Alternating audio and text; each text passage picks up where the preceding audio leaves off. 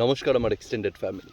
আমি তোমাদের বন্ধু রাহুল আজ অনেক দিন পর একটা ছোট্ট সিম্পল ভিডিও নিয়ে তোমাদের কাছে আমার নিজস্ব কিছু মতামত জানানোর জন্য রাখার জন্য চলে এলাম।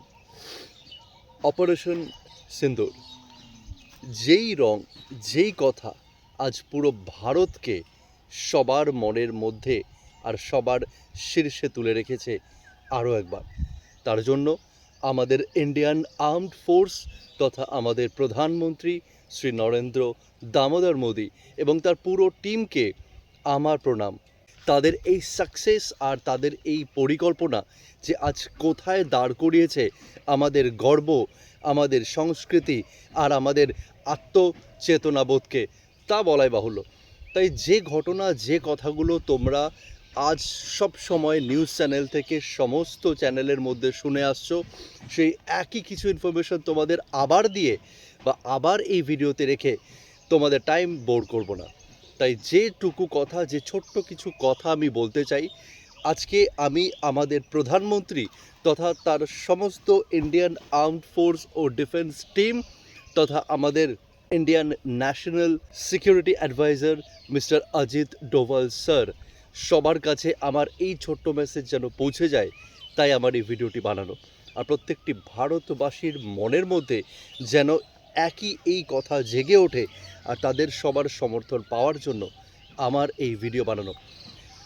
ভিডিওর কারণ, আজকে অপারেশন সিন্দুর থেকে শুরু করে কাশ্মীরে পেহেলগাঁওয়ে ঘটে যাওয়া হিন্দু জাতির সাথে তথা আমাদের সাথে এই ঘটনা আমরা কেউ মানতে পারি না। আর মানতে না পারার কারণে তবে থেকে যত রকম পোস্ট সোশ্যাল মিডিয়াতে দেখা যাচ্ছে, ফেসবুক থেকে টুইটার, ইনস্টাগ্রাম থেকে ইউটিউব, সমস্ত জায়গায় আমরা চারটে অপশান দেখে থাকি: like, love, love and care.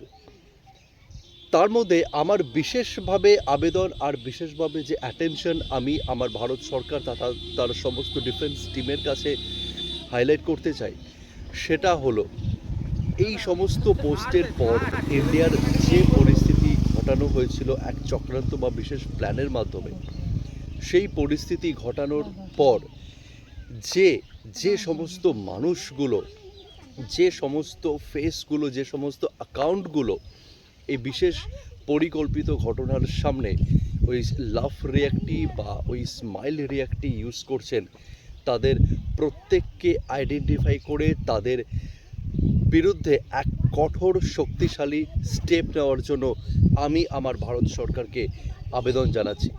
কারণ যদি আজকে ঘরের থেকে শত্রু আইডেন্টিফাই না করতে পারি, বাইরের থেকে শত্রু আক্রমণ, আমি মনে করি না আমরা কোনো দিন সেটাকে আটকাতে পারবো, কোনো দিন সেটাকে রোধ করতে পারবো।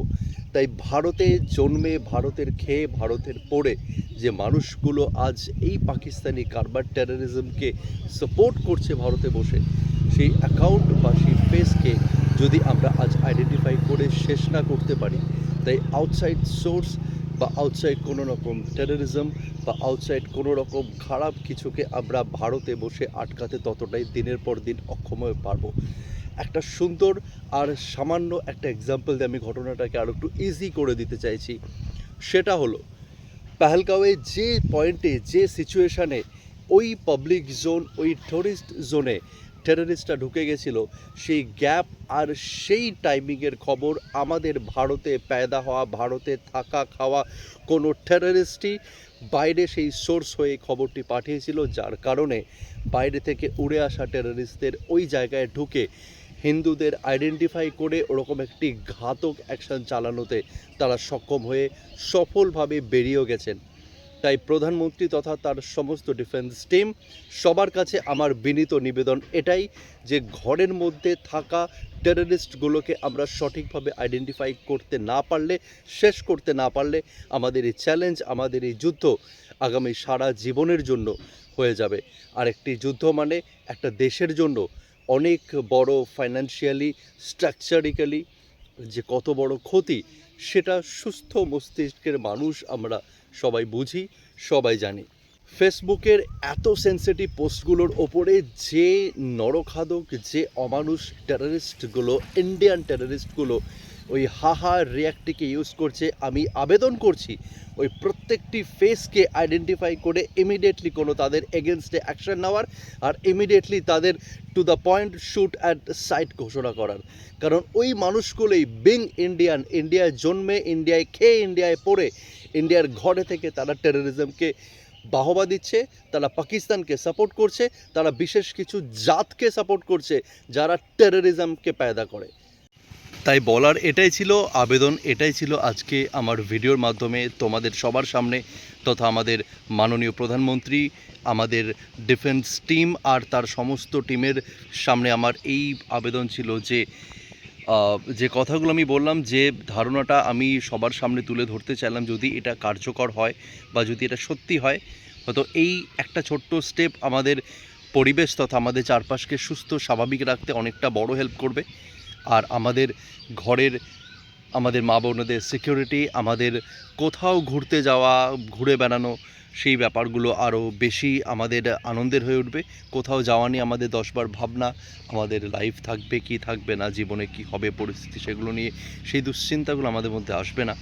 তো জীবনটাকে আরও সুন্দর, সাধারণ আর স্বাভাবিকভাবে আমরা বাঁচতে সক্ষম হব যদি আমাদের দেশের মধ্যে আজও বেঁচে থাকা, লুকিয়ে থাকার, মুখোশ পরে থাকা টেররিস্টগুলো যদি শেষ করতে পারি, আমরা তাদের জন্য যথোপযুক্ত শাস্তির ব্যবস্থা করতে পারি, তো তাহলে হয়তো আমরা সবাই একসাথে এক হয়ে ভালো থাকতে পারবো, সুস্থ থাকতে পারবো।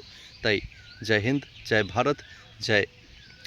ভিডিওটি ভালো লাগলে লাইক অবশ্যই করবে, শেয়ার করবে, যেন যত থেকে যত বেশি আমার এই কথার ধারণাগুলো সবার মনের মধ্যে পৌঁছে যায়, সবার সামনে পৌঁছে যায়। যে উদ্দেশ্য নিয়ে আমার এই ভিডিওগুলো বানানো, সেই উদ্দেশ্যটা সফল হয়।